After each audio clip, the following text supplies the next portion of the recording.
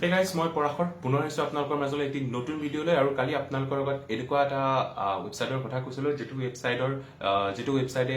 আপুনি য'ত এটা পইচা দিব লাগে তাৰ পিছত এটা ইনকাম কৰিব পাৰি গতিকে কালি সেই ৱেবছাইটৰ কিছুমান তথ্য যেনে সেই ৱেবছাইটৰ কাষ্টমাৰ কেয়াৰ ছাৰ্ভিচ নাই সেই ৱেবছাইটৰ কোনো ধৰণৰ প্ৰপাৰ ইনফৰমেশ্যন প্ৰপাৰ তেওঁলোকৰ লোকেশ্যনৰ ঠিকনা দিয়া হোৱা নাই একো ধৰণৰ এটা বস্তু দিয়া হোৱা নাই আজি সেই ৱেবছাইটৰ আৰু এটা বিশেষ দিশ আপোনালোকক মই দেখুৱাম লগতে তেনেধৰণৰ কিছু প্ৰতিষ্ঠান যিবোৰ বিশেষকৈ লকডাউনৰ সময়ৰ পৰা কি হৈছে মই বহুবোৰ হোৱাটছআপ মেছেজ লাভ কৰোঁ য'ত ৱৰ্ক ফ্ৰম হোম এনেকুৱা ধৰণৰ কিছু কনচেপ্ট দি আমাক তেওঁলোকৰ প্ৰতিষ্ঠানত জইন হ'বলৈ কোৱা হয় আৰু তাৰ পিছতে এনেকুৱা ধৰণৰ বস্তু কিছুমান আৰম্ভ হয় গতিকে লকডাউনৰ পিছতে আৰম্ভ হোৱা ৱৰ্ক ফ্ৰম হোম এনেকুৱা ধৰণৰ আৰম্ভ হোৱা এটি বিশেষ প্ৰতিষ্ঠানৰ বিষয়ে আপোনালোকক মই জনাম আৰু মোৰ হাতত প্ৰথমে আমি এটা ইউটিউবৰ চেনেল এটা চাই লওঁ আৰু তাৰপিছত আমি এই বিষয়ে কথা পাতিম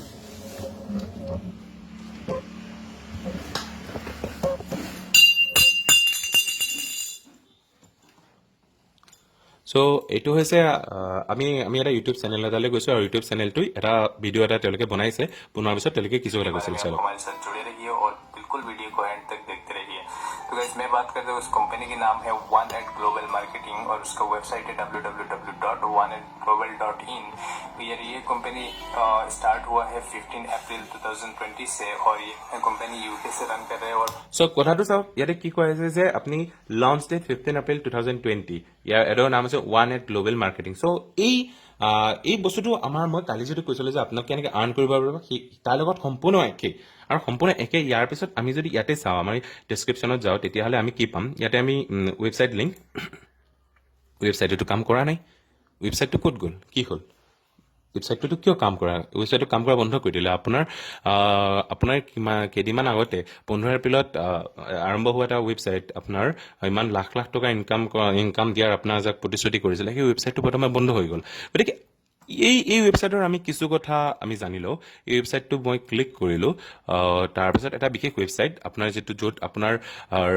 এই যিবিলাক ডমেইন আছে সেই ডমেইনবিলাক চেক কৰিব পাৰি তাত আমি এই সম্পৰ্কে কিছু তথ্য চাম whosdomain.com আমি এইটোত গ'লোঁ গৈ কিনে আপোনাৰ অলপ সময় লাগিব তাৰপিছত আপুনি ইয়াতে আহি চাওক চোৱাৰ লগে লগে আপোনাক মই কিছুমান দেখুৱাম এতিয়া সো আপুনি ইয়াতে চাওক এইটো godaddy.com-ত সেই কৰিছিলে তাৰপিছত আপোনাৰ এইটো মাত্ৰ 96 ডেজ অল্ড হয় আৰু এইটো আপোনাৰ 14 এপ্ৰিলত ক্ৰিয়েট কৰা হৈছিলে আৰু এইটো এতিয়াও সময় বাকী আছে ইয়াৰ 14 এপ্ৰিল 2021ত শেষ হ'ব কিন্তু এই ৱেবছাইটটো আপোনাক মই পুনৰ এবাৰ ক্লিক কৰি দিছোঁ এই ৱেবছাইটটো বৰ্তমান সময়ত কামত নাই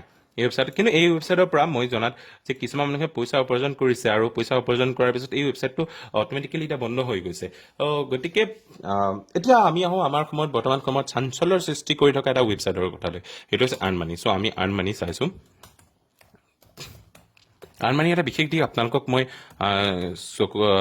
দৃষ্টিগোচৰ কৰাম এনেকুৱা অ'কে চ' আৰ্ণ মানি এইটোতো অহাই নাই এতিয়া আৰু গুগলক ফাৰ্ষ্ট দিয়াই নাই ফাৰ্ষ্ট প্ৰিফাৰেঞ্চ চ' earn money okay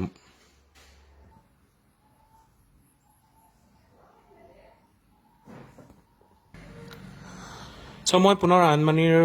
কথালৈ আহিছোঁ আৰু আৰ্ণ মানিৰ এটা আপোনালোকক বিশেষ দিশ এটা আপোনালোকক দৃষ্টিগোচৰ কৰাব খুজিছোঁ যে আপুনি প্ৰথমে এটা কথা চাওক আপোনাক মই এটা বস্তু দেখিছোঁ মোৰ এইফালে চাওক ইয়াতে আছে নট চিয়'ৰ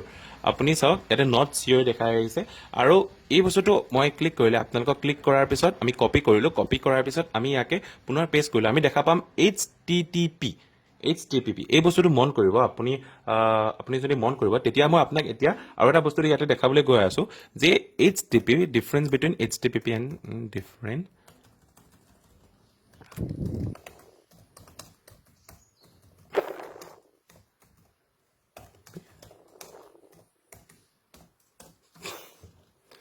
এটা চাওক ইয়াতে আপোনাৰ এই ডিফাৰেঞ্চ আপুনি যদি এটা পাৰ্থক্য বিচাৰি চায় আপুনি গুগলত তেতিয়াহ'লে HTTP আৰু HTTPSৰ এই ক্ষেত্ৰত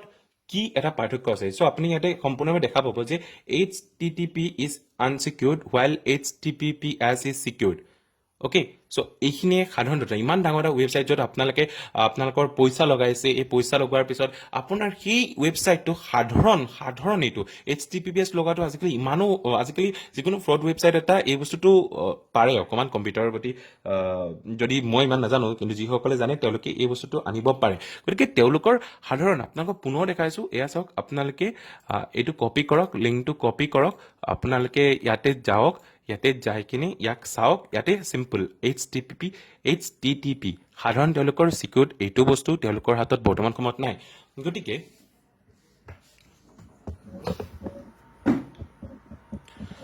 কথাটো এইবোৰ দুৰ্নীতি। এটা বস্তু আপোনালোকক মই উদাহৰণ এটা দিছোঁ যে ৰাইজে নখ জোকাৰিলে নৈ বয়, এই কথাটো আমাৰ মাজত আছে। আৰু যেতিয়া এই কোম্পানীবিলাক আহিব এটা সময়ত তেওঁলোকে বহুত বেছি ভাইৰেল হ'ব আৰু তেওঁলোক আমাৰ পৰা গুচি যাব। আৰু যিহেতু আমাৰ পৰাই বহুত বেছি কাৰণ ৰাইজে নখ জোকাৰি আছে, ৰাইজে তেওঁলোকক সামান্য পৰিমাণে সহায় কৰি আছে, যাৰ সহায়ত তেওঁলোকে বহুত ডাঙৰ এটা অৰ্থ তেওঁলোকে উপাৰ্জন কৰি আছে। আৰু যিহেতু কেইদিনমান পিছত এতিয়া ওৱান এণ্ড ডিজিটেল এই বস্তুটো গুচি যোৱাৰ পিছত কাৰো ইমান দুখ নালাগে, কাৰণ 250 টকা কোনোবাই ৰেষ্টুৰেণ্ট এখনত গ'লেই 250 টকাতকৈ বেছি খৰচ হৈ যায় যদি কোনোবাই ডেট কৰিবলৈ যায়, নহ'লে কি। চ' আমাৰ এই কোম্পানীবিলাকো যেতিয়া নোহোৱা হৈ যাব, তেতিয়া আমাৰ বহুত বেছি দুখ নালাগে, কাৰণ ইহঁতে আমাৰ জীৱনৰ এটা সামান্য পইচাহে তেওঁলোকে লৈ গৈছে। আৰু কিছুমানে এই ক্ষেত্ৰত পইচা পাইছে, তেওঁলোকে কৈছে আমি উপাৰ্জন কৰিছো, হয় উপাৰ্জন কৰাটো সঁচা কথা, কিন্তু আচল যিবোৰ মানুহ আছে, তাত যিটো এই সাধাৰণ স্কেম, এই সাধাৰণ কথাৰে তেওঁলোকে বহুত বেছি টকাই উপাৰ্জন কৰি আছে।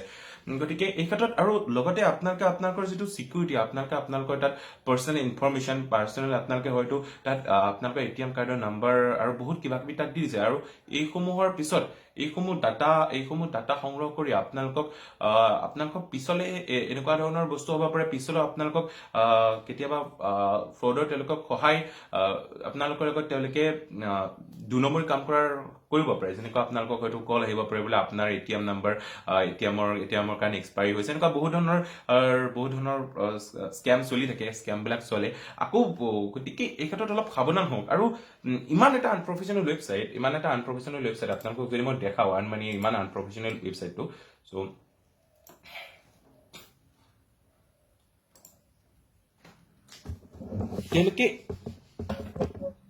তেওঁলোকে ইমান একো তথ্য দিয়াই নাই, তেওঁলোকে নিজৰ এড্ৰেছটো কেনেকে লিখিছে, এটা কমা চেলা UP ইণ্ডিয়া। ইয়াৰ অৰ্থ কি হয় আপোনালোকে ভাবক, আপোনালোকৰ যদি কেতিয়াবা এনেকুৱা ধৰণৰ কিবা কাম হয়, তেতিয়াহ'লে আপোনালোকে কাৰ ওপৰত অভিযোগ দিবলৈ যাব? আপোনালোকে অভিযোগ দিবলৈ নাযায়, কাৰণ আপোনালোকৰ জীৱন আপুনি ভাবিব, যেতিয়া আপুনি মাত্ৰ 600 টকাই গৈছে, যাব দে মইতো আৰু বহুতে তাৰ পৰা আৰ্ণ কৰিলেও। গতিকে এই ক্ষেত্ৰত অকণমান পুনৰ ভাবি চিন্তি চাওক। এনেকুৱা ধৰণৰ পইচা সহজতে নাহে, নিশ্চয় পইচা আমাক সকলোৰে জীৱনত লাগে, কিন্তু এনেধৰণে উপাৰ্জন কৰিও আপোনালোকে নিজে বিচাৰ কৰক।